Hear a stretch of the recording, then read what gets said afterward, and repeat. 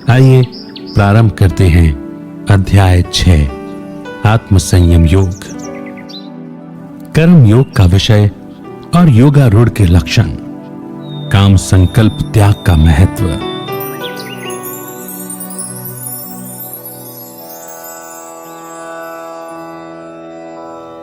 श्री भगवान बोले, जो मनुष्य कर्म फल पर आश्रित न होकर निष्काम कर्म करता है वही सन्यासी और योगी है। केवल अग्नि या कर्मों का त्याग करने वाला सन्यासी नहीं होता। हे अर्जुन, जिसे सन्यास कहा जाता है तू उसे योग जान, क्योंकि कोई भी संकल्पों का त्याग किए बिना योगी नहीं बन सकता।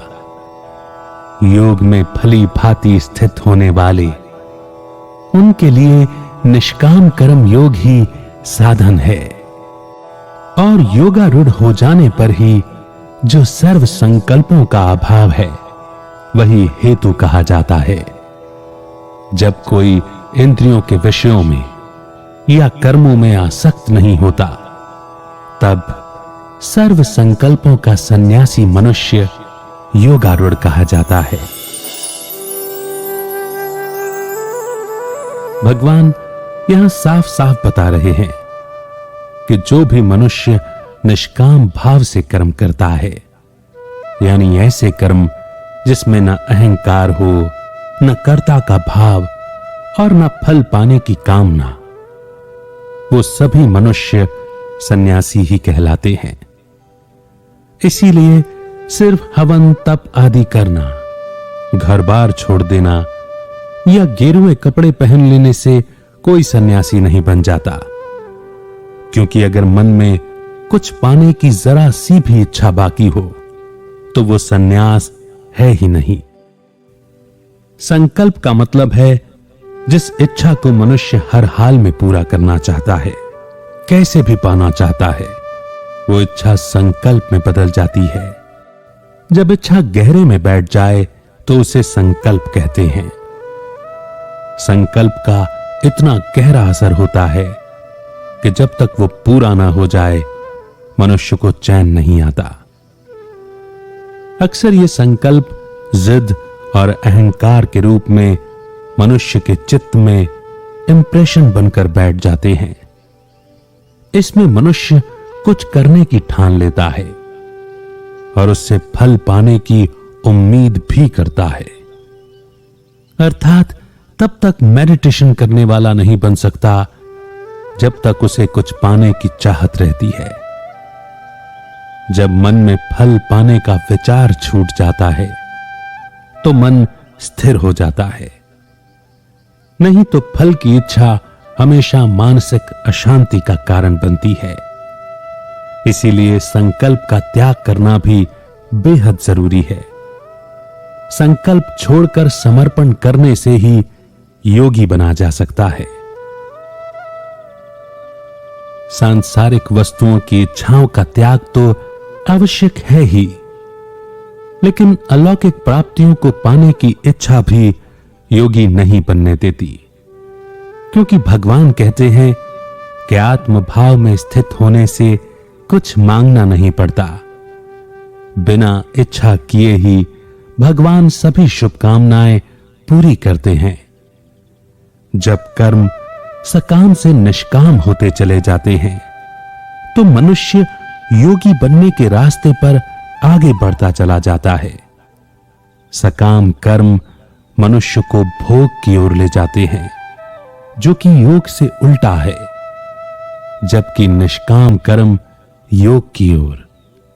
इसीलिए सुबह से लेकर रात तक सारे कर्म जो रहे हैं उनमें से अगर सकामता का भाव हट जाए तो समझो निष्काम कर्म योग हो गया। यही कारण है कि मनुष्य को कहा गया है बस कर्म करते रहो, फल की चाह मत करो। इस रास्ते पर चलते चलते जब मनुष्य योग की गहराई में चला जाता है तो सारे संकल्प अपने आप ही नष्ट होने लगते हैं। योग में इस अवस्था से ऊंची कोई अवस्था नहीं होती।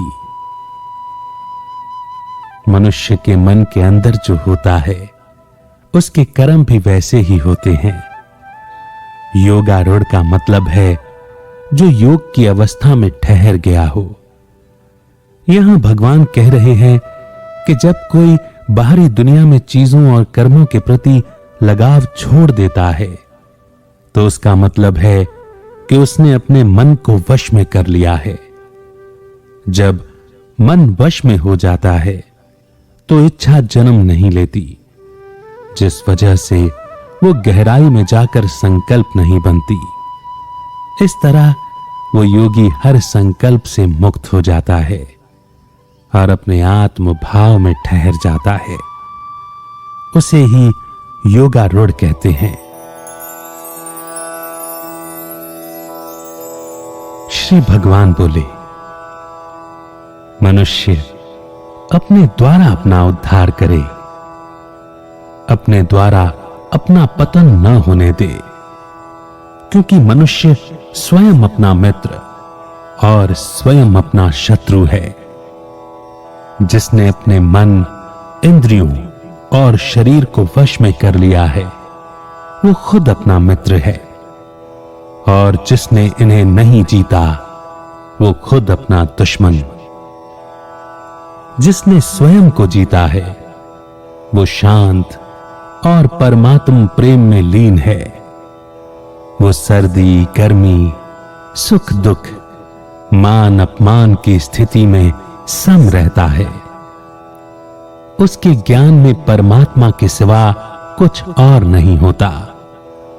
ज्ञान और विज्ञान में जिसकी आत्मा तृप्त है, अविचलित है, जिसने इंद्रियों को जीता है और जिसके लिए मिट्टी, पत्थर, सोना सब एक समान है, वो योग युक्त है। स्वार्थ रहित सबकी भलाई चाहने वाला, मित्र, वैरी, पक्षपात रहित सबकी भलाई चाहने वाला, धर्मात्मा और पापियों में भी समान भाव रखने वाला अत्यंत श्रेष्ठ है। एक योगी को हमेशा अपने मन और शरीर को काबू में रखकर इच्छाओं और संग्रह की हुई चीजों से मुक्त होकर एकांत में बैठकर चित्त को आत्मा में स्थित कर आत्मा में ही लगाए रखना चाहिए।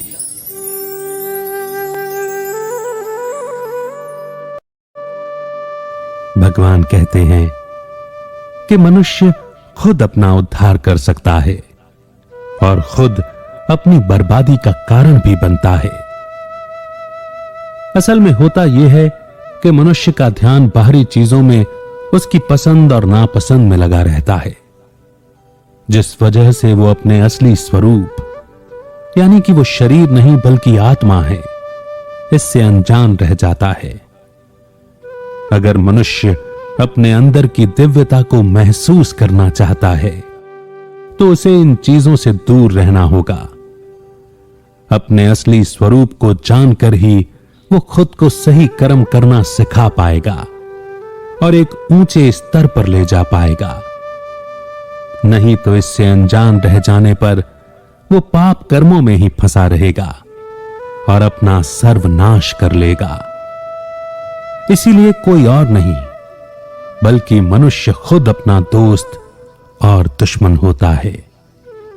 लोभ, मोह, द्वेष ये सभी मनुष्य के दुश्मन हैं, कोई दूसरा मनुष्य नहीं। इसीलिए अगर इन्हें अपने मन से खत्म कर लिया जाए तो उसका कोई दुश्मन नहीं रह जाएगा। जिस मनुष्य ने अपने मन को, अपनी इंद्रियों को जीत लिया है, जो खुद में संतुष्ट और शांत है, यानी जो अपनी आत्मा या कॉन्शियसनेस के साथ जुड़ा रहा है, वो अपना मित्र होता है। जब मनुष्य खुद को जीत लेता है तो वो शांत हो जाता है। अगर शांति चाहिए तो इस चंचल मन को काबू में करना होगा। जब मनुष्य शांत हो जाता है तो उसके मन में दुविधा कम होने लगती है और सही फैसले लेने की शक्ति बढ़ने लगती है। योगी भी वही बन सकता है जो शांत है, और परमात्मा में भी वही लीन हो सकता है जिसके मन में कोई हलचल नहीं है। जो परमात्मा में लीन हो जाता है वो पूरी तरह से शांति अनुभव करता है। इसीलिए सुख दुख की कोई भी परिस्थिति उसे हिला नहीं सकती, क्योंकि जब मनुष्य अपने आत्म भाव में ठहर जाता है तो बाहर की कोई स्थिति या हलचल उसे बेचैन नहीं कर पाती। इसका मतलब यह नहीं है कि उसका कोई रिएक्शन नहीं होगा, बल्कि मतलब यह है कि वो कोई ना कोई रास्ता निकालकर उस स्थिति को मैनेज कर लेगा, लेकिन परेशान नहीं होगा। इसे ही परमात्म प्रेम में समाये रहना कहते हैं। योग मनुष्य को हर स्तर पर शांत करता चला जाता है। जैसे सर्दी गर्मी शरीर को महसूस होते हैं, सुख दुख